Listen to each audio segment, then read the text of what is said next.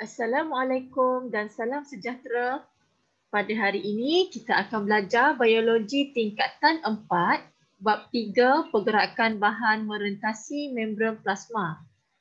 Untuk hari ini, standard kandungan yang kita akan belajar ialah 3.2, konsep pergerakan bahan merentasi membran plasma. Standard pembelajaran ialah murid boleh menyatakan ciri bahan yang dapat merentasi membran plasma dari aspek saiz molekul, kekutuban molekul, cas ion. Seterusnya, murid dapat menghuraikan dengan contoh pergerakan bahan merentasi membran plasma secara pengangkutan pasif dan juga secara pengangkutan aktif. Seterusnya, murid boleh membanding dan membezakan antara pengangkutan pasif dengan pengangkutan aktif. Untuk 3.2.2 iaitu untuk eksperimen, kita akan buat nanti apabila sekolah dibuka kelab.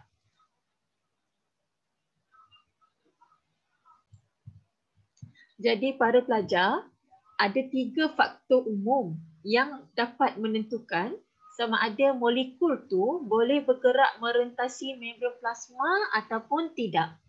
Dan kita dah belajar baru ni kan, membran plasma tu terdiri daripada 2 lapisan fosfolipid. Lukis sikit Okey, kita ada kepala yang hidrofilik, kemudian ekor yang hidrofobik, yang mana dia akan tersusun dalam 2 lapis. Yang mana kita panggil sebagai 2 lapisan fosfolipid. Kemudian kita ada protein liang. Yang mana protein liang ni ada liang di tengah-tengah. Ada terusan di tengah-tengah. Okey. Apa lagi protein yang kita ada? Kita ada protein pembawa. Okey, sekejap ya, teacher lukis. Kita ada protein pembawa. Kemudian kita ada kolesterol. Kolesterol di celah-celah 2 lapisan fosfolipid. Yang mana kolesterol ini akan menguatkan struktur membran plasma. Yang mana sebab membran plasma ni kan dia tak ada ikatan kan. Jadi kat sini, bahan-bahan ni dia sama ada dia boleh bergerak merentasi membran plasma ataupun tidak. Ada 3 faktor umum. Yang pertama adalah saiz molekul.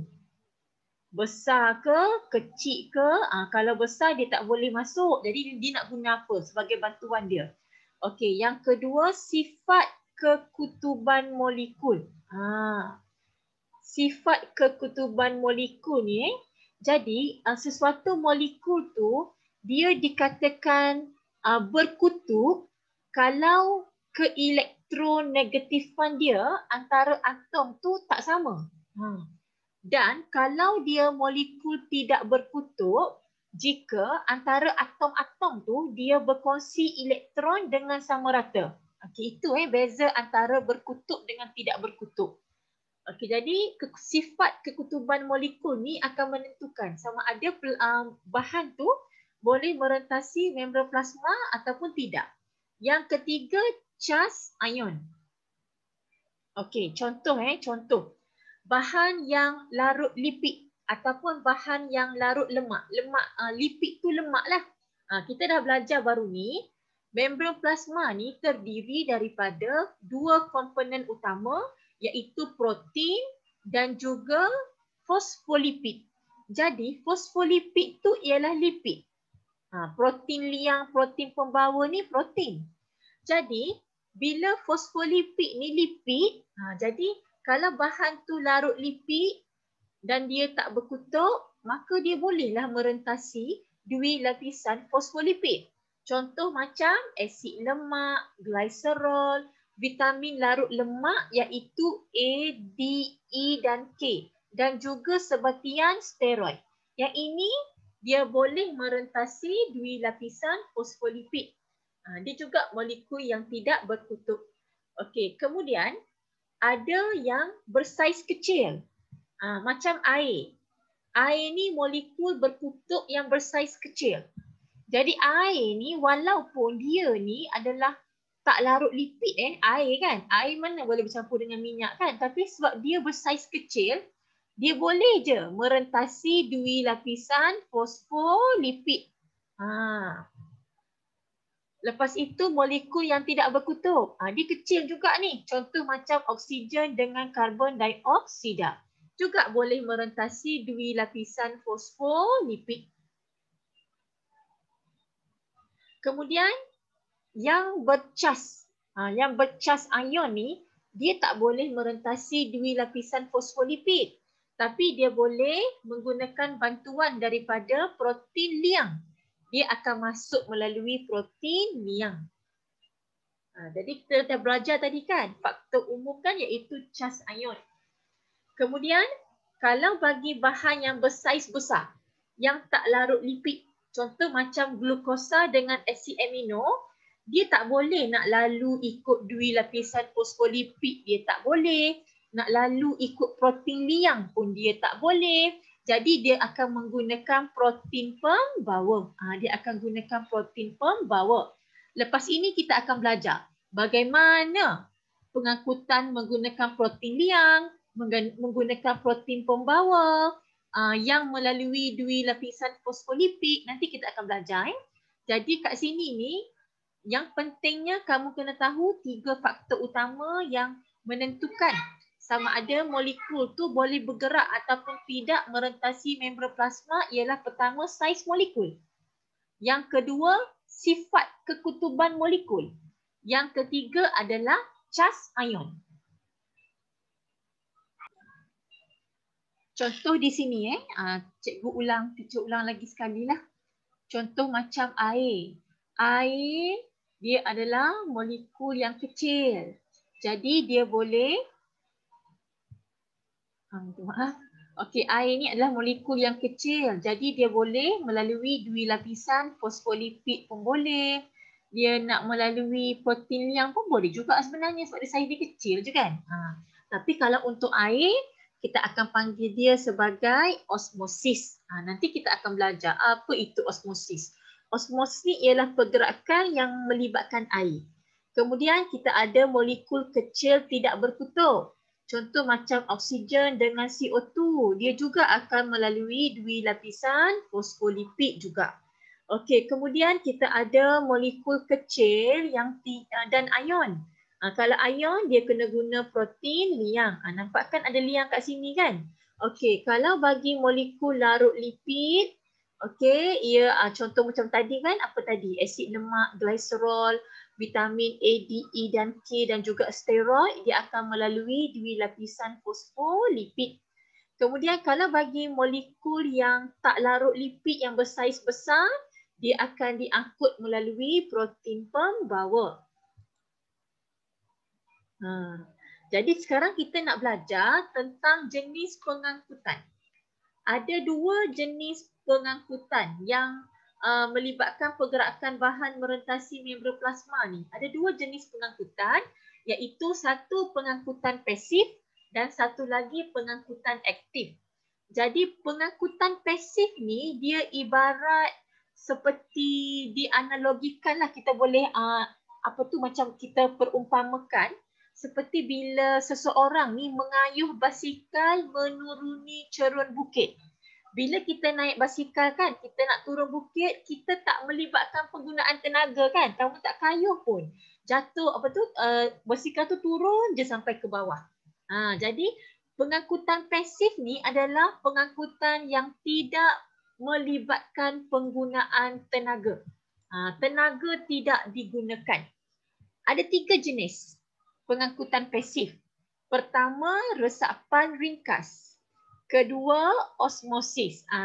Tadi cikgu dah bagi tahu kan, kalau osmosis dia melibatkan pergerakan air. Kalau untuk resapan ringkas, dia melibatkan bahan lain selain air.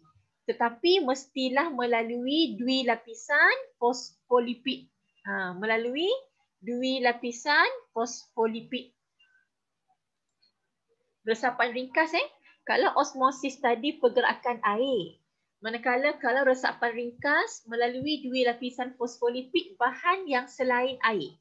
Dan kalau bahan tu dia menggunakan protein pembawa ataupun protein liang, maka namanya adalah resapan berbantu.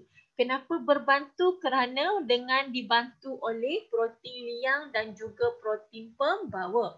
Jadi ketiga-tiga jenis pengangkutan ini ialah contoh pengangkutan pasif. Apa maksud pengangkutan pasif? Tidak melibatkan tenaga.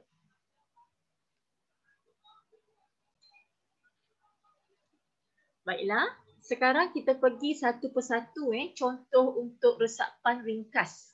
Resapan ringkas ini ialah pergerakan molekul atau ion dari kawasan berkepekatan tinggi ke kawasan berkepekatan rendah. Iaitu daripada kawasan yang banyak ke kawasan yang sedikit. Itu maksud dari molekul dari kawasan berkepekatan tinggi bergerak ke kawasan berkepekatan rendah. Jadi molekul ni dia akan bergerak menuruni kecerunan kepekatan daripada kepekatan yang tinggi ke kepekatan yang rendah. Ibarat macam itulah sehingga mencapai keseimbangan dinamik. Maksudnya katakanlah kat sini kita ada dua bahagian dua bahagian. Ini bahagian A, ini bahagian B kan. Ini adalah membran separa telap. Ini yang kat tengah-tengah ini adalah membran separa telap. Okey, cikgu buat macam ada liang di tengah-tengah terputus-putuslah. Ini membran separa telap. Kita dah belajar baru ni kan tentang membran separa telap, telap memilih. Jadi ia akan proses resapan ringkas ni akan berlaku sehinggalah ia mencapai keseimbangan dinamik. Maksudnya kepekatan di kedua-dua bahagian ini sama. Itu maksud dia mencapai keseimbangan dinamik. Okey. Okey, minta maaf cikgu nak betulkan balik. Untuk resapan ringkas ini sama ada boleh melalui membran plasma ataupun tidak. Jadi satu contoh jika dia melalui membran plasma. Satu lagi contoh ada juga yang dia tak perlu pun membran plasma. Contoh teacher lukis, katakanlah kita ada bika. Kita ada bika, dalam ni ada air. Okey, lepas tu kita pun letakkan apa contohlah kita letakkan apa je nak bagi kalium permanganat ke yang warna-warna ungu kan. Nanti kita masukkan dia, lepas tu nanti warna asalnya air ni warna putih je kan, jernih. Nanti dia akan merebak warna ungu tu ke semua bahagian air ni. Habis semua ni warna ungu. Kenapa? Daripada kawasan berkepekatan tinggi dengan kalium permanganat tu, dia larut dalam air, lepas tu dia akan meresap ke semua kawasan. Menuruni kecerunan kepekatan daripada kawasan yang berkepekatan tinggi ke kawasan yang berkepekatan rendah. Ini adalah contoh resapan ringkas. Jadi resapan ringkas ni sama ada boleh melalui membran plasma ataupun tidak. Okey, contoh bahan yang menjalani resapan ringkas ni seperti asid lemak dan gliserol. Yang ni bahan larut lemak semua ni, bahan larut lipid. Oksigen, yang ni yang bersaiz kecil ni. Yang tidak berkutub kan. Lepas tu karbon dioksida, dia akan meresap melalui dui lapisan fosfolipid secara resapan ringkas. Jadi ini gambar rajah ni tunjuk resapan ringkas yang melalui dui lapisan fosfolipid daripada kawasan berkepekatan tinggi ke kawasan berkepekatan rendah sehingga mencapai keseimbangan dinamik. Tetapi kalau untuk air, kita tak panggil resapan ringkas Untuk air kita panggil osmosis. Itu specialnya air. Sekarang kita nak masuk kepada osmosis. Tadi cikgu dah bagi tahu osmosis ini ialah melibatkan molekul air. Jadi osmosis ni juga adalah jenis proses pengangkutan pasif yang serupa dengan resapan ringkas, tetapi ia hanya melibatkan molekul air. Apa definisi untuk osmosis? Pergerakan bersih molekul air secara rawak dari kawasan berkepekatan air tinggi, kawasan keupayaan air tinggi ke kawasan berkeupayaan air rendah, iaitu ke kawasan berkepekatan air rendah merentasi membran telap memilih. Yang ini wajib ditulis, kalau tak tulis, kalau dalam soalan kemungkinan akan hilang markah. Jadi sekarang ni kepekatan air tu dia akan berlawanan dengan kepekatan zat terlarut. Okey, cuba tengok contoh kat sini contoh kat sini. Yang warna merah-merah ini adalah molekul air. Yang warna purple yang besar ni zat terlarut. Okey, contohlah ini sukrosa. Contoh katakanlah yang ini adalah sukrosa. Manakala ini adalah molekul air. Kalau tengok kat sini, ini dalam satu kawasan. Okey, dia automatik Cuba tengok. Kalau kepekatan air tinggi, dia akan berlawanan. Kepekatan zat terlarut akan jadi rendah. Tak ada kan dalam ni zat terlarut kan? Cuba tengok side sini pula. Kepekatan zat terlarut tinggi ni, kita nampak ada banyak sukrosa ni. Jadi zat terlarut ni boleh jadi sukrosa, boleh jadi garam dan apa-apa sahajalah molekul lain. Dan apabila zat terlarut tinggi, automatik kepekatan air akan rendah. Jadi pelajar kena faham dengan konsep tu konsep itu. Dia automatik, dia bertentangan, berlawanan. Kalau kepekatan air tinggi, automatik kepekatan zat terlarut rendah. Kalau kepekatan air rendah, automatik kepekatan zat terlarut tinggi. Jadi osmosis ialah pergerakan molekul air dari kawasan berkepekatan air tinggi ke kawasan berkepekatan air rendah merentasi membran separa telap. Jadi ini adalah membran separa telap. Jadi sekarang ni kalau kamu tengok kat sini, teacher labelkanlah A, kawasan ni A, yang ni B. Kamu boleh nampak kawasan A ni lagi banyak molekul air berbanding kawasan B. Jadi air ni akan meresap masuk ke dalam kawasan B ni secara osmosis, merentasi membran separa telap sehinggalah mencapai keseimbangan dinamik. Sebenarnya ia sama jugalah, air meresap masuk ke B, ada juga air yang meresap keluar ke A, tapi kadar air meresap masuk ke B tu lebih banyak. Itu maksud dia. Kemudian sehinggalah ia mencapai keseimbangan dinamik. Di sini kepekatan kedua-dua larutan di A dan B ni telah mencapai keseimbangan dinamik. Okey, membran telap memilih adalah telap terhadap air tetapi tidak telap terhadap sesetengah bahan larut seperti molekul sukrosa. Macam sukrosa sebab dia saiz dibesarkan, dia tak boleh nak merentasi membran separa telap. So air je boleh bergerak untuk menyamakan keseimbangan dinamik. Tetapi bila kamu nak cerita pasal pergerakan air ni, tak boleh kata air bergerak masuk, air masuk. Mesti kata air meresap masuk secara osmosis. Air meresap keluar secara osmosis. Jadi keadaan yang sama juga berlaku dalam sel melalui dui lapisan fosfolipid.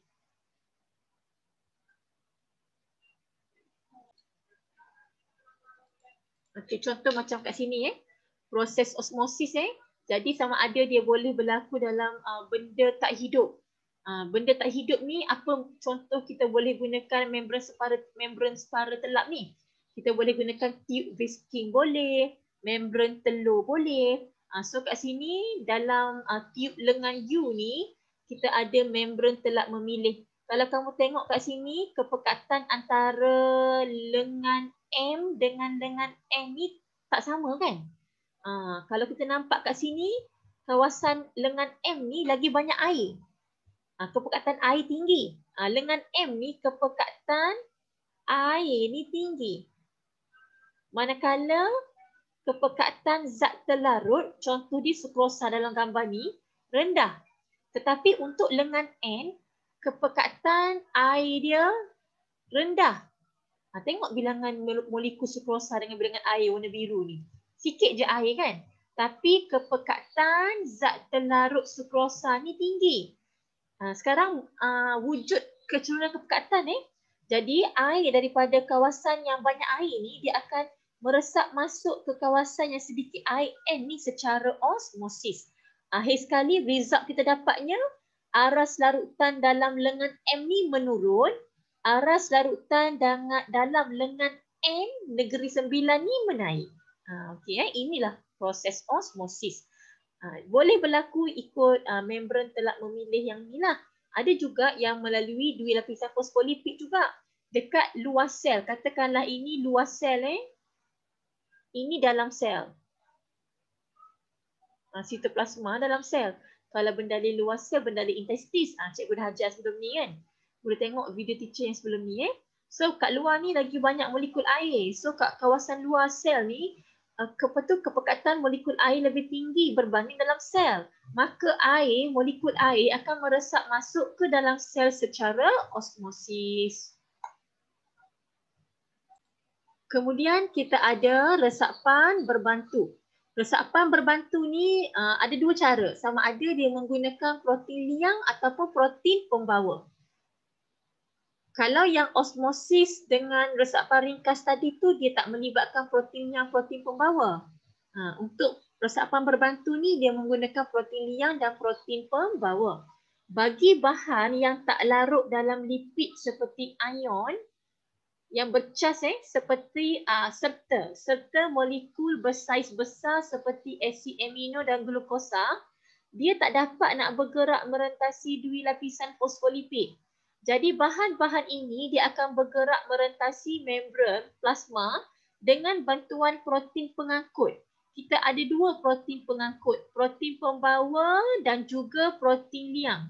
Kalau ion dia menggunakan protein liang kalau dia daripada kawasan berkepekatan tinggi ke rendah.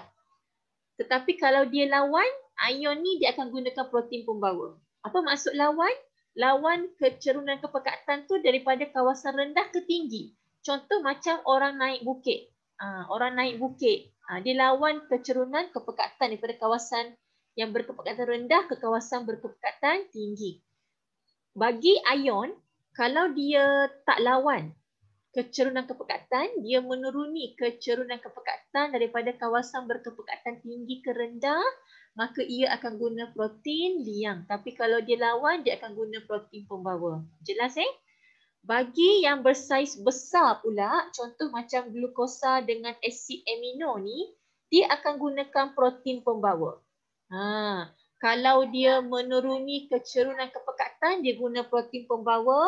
Kalau glukosa dengan asid amino ni lawan kecerunan kepekatan, dia juga akan gunakan protein pembawa. Glukosa tak boleh guna protein liang. Kenapa? Sebab saiz dia terlalu besar. Jadi, proses pergerakan ini disebut resapan berbantu.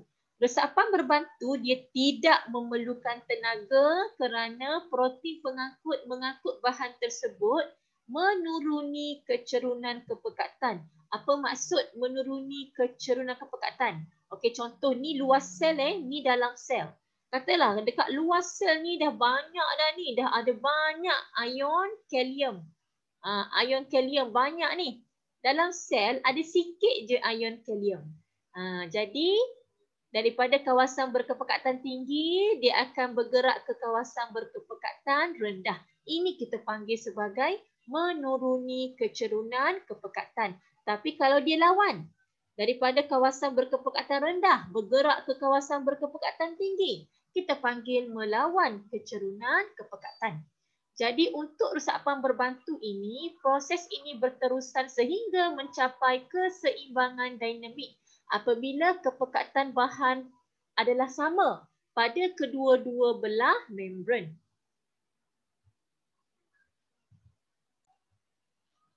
Okey, sekarang kita pergi secara lebih detail. Untuk protein liang, kamu tengok protein mana yang ada liang kat tengah-tengah. Yang ni kan, inilah protein liang. Dia mempunyai liang atau terusan membolehkan molekul kecil terlarut serta ion meresap merentasi membran plasma. Liang mengandungi ciri dalaman spesifik yang hanya membenarkan ion tertentu melaluinya. Kemudian protein pembawa. mempunyai tapak spesifik. Ini tapak spesifik protein pembawa. Hanya boleh bergabung dengan molekul tertentu sahaja. Contoh sekarang ini adalah protein pembawa untuk glukosa.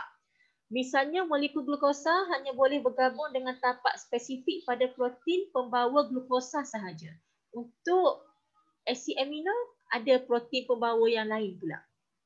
Jadi glukosa ni dia akan bergabung pada tapak spesifik pada protein pembawa, kemudian protein pembawa ni berubah bentuk dan akan mengangkut glukosa ni masuk ke dalam sel. Contoh kalau di sini adalah luar sel dan bahagian dalam ni adalah dalam sel. So dia akan menuruni kecerunan kepekatan daripada kawasan berkepekatan tinggi ke kawasan berkepekatan rendah. Jadi ini adalah Rajah 3.8 yang kamu boleh rujuk pada buku teks tingkatan 4 muka surat 54. Rajah 3.8 ini menunjukkan proses pergerakan molekul glukosa merentasi membran plasma yang berlaku secara resapan berbantu. Jadi sekarang ni anak-anak pelajar, ini adalah luar sel. Ini adalah sitoplasma bermaksud dalam sel. Kita nampak dekat luar sel ni kepekatan glukosa lebih tinggi di luar sel berbanding sitoplasma. Jadi glukosa ni saiz dia besar dan dia bahan yang tak larut lipid. Jadi dia akan menggunakan bantuan protein pembawa.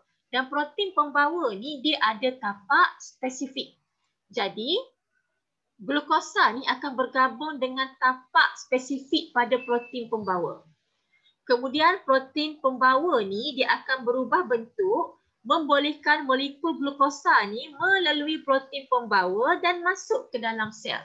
Sitoplasma tadi tu kan. Kemudian protein pembawa ni akan kembali semula ke bentuk asal dan bersedia untuk mengangkut molekul yang lain pula. Okey, ini flow dia flow dia. Okey, adakah jelas? Untuk pengangkutan aktif kita akan belajar untuk next slide. Sekian, terima kasih.